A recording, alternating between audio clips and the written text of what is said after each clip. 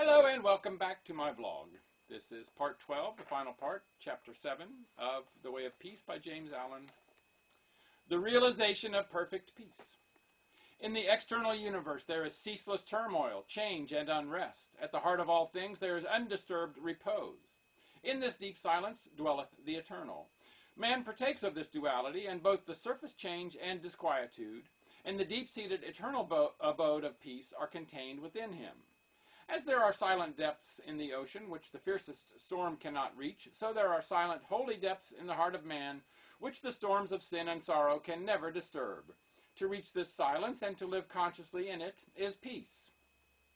Discord is rife in the outward world, but unbroken harmony holds sway at the heart of the universe.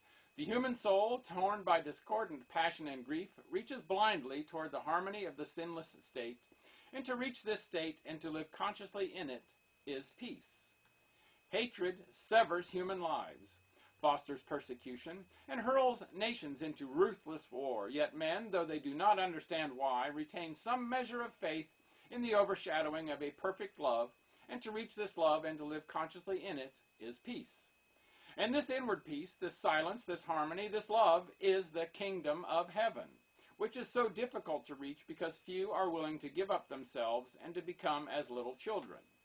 Heaven's gate is very narrow and minute. It cannot be perceived by foolish men, blinded by vain illusions of the world. E'en the clear-sighted who discern the way, and seek to enter, find the portal barred, and hard to be unlocked. Its massive bolts are pride and passion, avarice and lust. Men cry, peace, peace, where there is no peace, but on the contrary, discord, disquietude, and strife. Apart from that wisdom which is inseparable from self-renunciation, there can be no real and abiding peace. The peace which results from social comfort, passing gratification, or worldly victory is transitory in its nature and is burnt up in the heat of fiery trial. Only the peace of heaven endures through all trial, and only the selfless heart can know the peace of heaven. Holiness alone is undying peace. Self-control leads to it, and the ever-increasing light of wisdom guides the pilgrim on his way. It is partaken of in a measure as soon as the path of virtue is entered upon, but it is only realized in its fullness when self disappears in the consummation of a stainless life. This is peace, to conquer love of self and lust of life, to tear deep-rooted passion from the heart, to still the inward strife. If, O reader, you would realize the light that never fades, the joy that never ends, and the tranquility that cannot be disturbed, if you would leave behind forever your sins, your sorrows, your anxieties, and perplexities, if, I say, you would partake of this salvation, this supremely glorious life, then conquer yourself.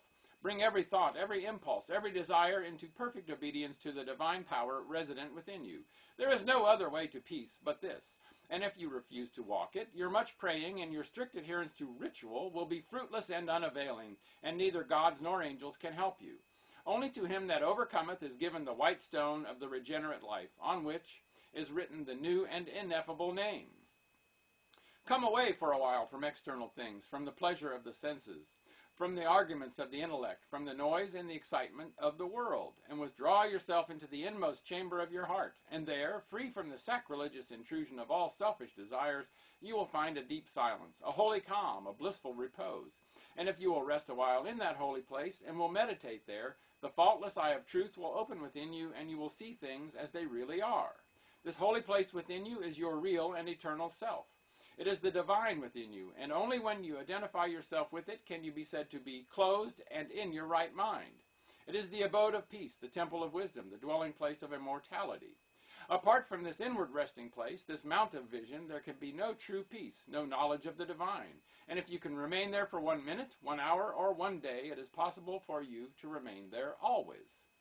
All your sins and sorrows, your fears and anxieties are your own, and you can cling to them or you can give them up. Of your own accord, you cling to your unrest. Of your own accord, you can come to abiding peace.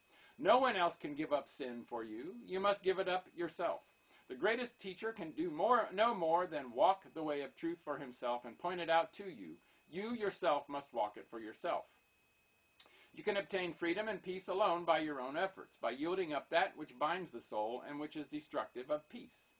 The angels of divine peace and joy are always at hand, and if you do not see them and hear them and dwell with them, it is because you shut yourself out from them and prefer the company of the spirits of evil within you. You are what you will to be, what you wish to be, what you prefer to be. You can commence to purify yourself, and by so doing can arrive at peace, or you can refuse to purify yourself and so remain with suffering. Step aside then, come out of the fret and the fever of life, away from the scorching heat of self, and enter the inward resting place, where the cooling airs of peace will calm, renew, and restore you. Come out of the storms of sin and anguish. Why be troubled and tempest-tossed when the haven of peace of God is yours? Give up all self-seeking, give up self, and lo, the peace of God is yours. Subdue the animal within you, conquer every selfish uprising, every discordant voice, transmute the base metals of your selfish nature into the unalloyed gold of love. You shall realize the life of perfect peace. Thus subduing, thus conquering, thus transmuting, you will, O reader, while living in the flesh, cross the dark waters of mortality, and will reach that shore upon which the storms of sorrow never beat, and where sin and suffering and dark uncertainty cannot come. Standing upon that shore, holy, compassionate, awakened, and self-possessed, and glad with unending gladness, you will realize that never the Spirit was born, the Spirit will cease to be never. Never was time, it was not. End and beginning are dreams. Birthless and deathless and changeless remaineth the Spirit forever. Death hath not touched it at all, dead though the house of it seems. You will then know the meaning of sin, of sorrow, of suffering, and that the end thereof is wisdom, will know the cause and the issue of existence. And with this realization you will enter into rest, for this is the bliss of immortality, this the unchangeable gladness, this the untrammeled knowledge, undefiled wisdom, and undying love. This and this only is the realization of perfect peace. O thou who wouldst teach men of truth, hast thou passed through the desert of doubt? Art thou purged by the fires of sorrow? Hath ruth the fiends of opinion cast out? Of thy human heart is thy soul so fair, that no false thought can ever harbor there? O thou who wouldst teach men of love, hast thou passed through the place of despair? Hast thou wept through the dark night of grief?